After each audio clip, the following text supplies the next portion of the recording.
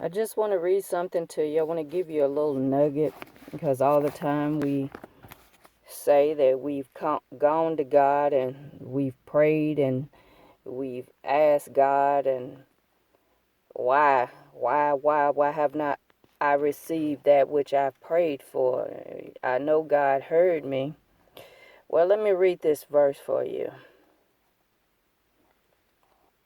This is Mark 11th chapter, and I'm going to start at verse 24. It says, "Therefore I say to you, whatever things you ask when you pray, believe that you receive them and you will have them." Verse 25.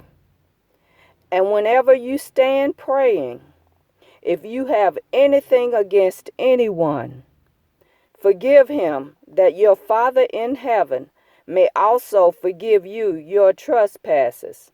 Verse 26.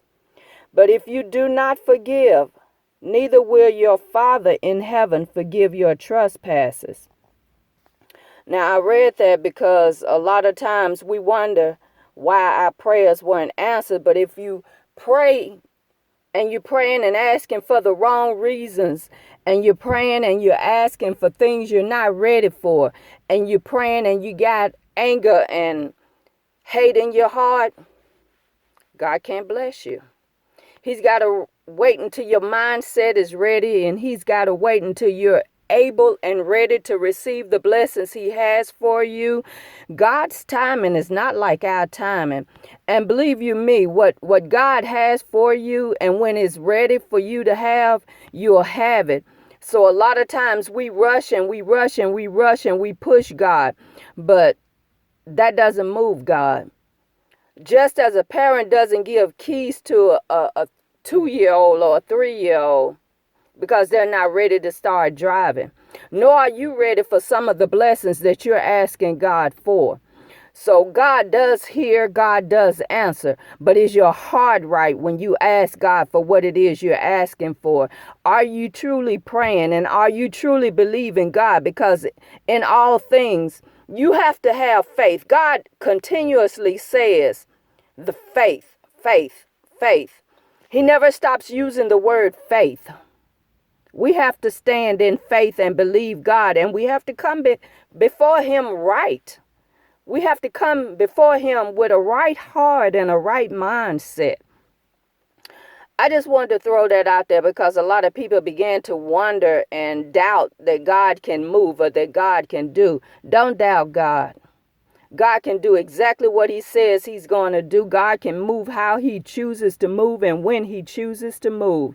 He can bless you that so abundantly because it's in his word. He can do exceedingly and abundantly. He says, eyes haven't seen, ears haven't heard, nor has it entered the heart of man what God can do for you, me, and the rest of us. But it's got to be under the right circumstances.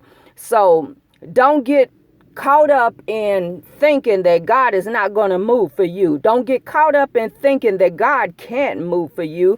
Don't get caught up and believing that God can bless and God can move. God is still moving. God is still healing. God is still delivering.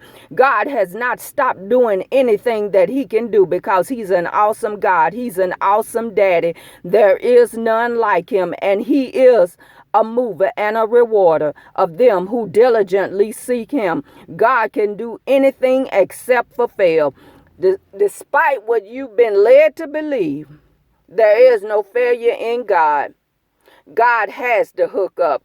God has the best hookup there is. So I just wanted to leave this thought with you. I wanted to resonate in your spirit. I don't want you to doubt God and who he is. I don't want you to think that he has forgotten you, because he has not.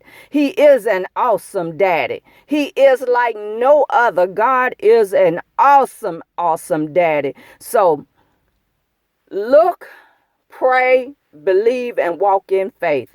God bless, people of God.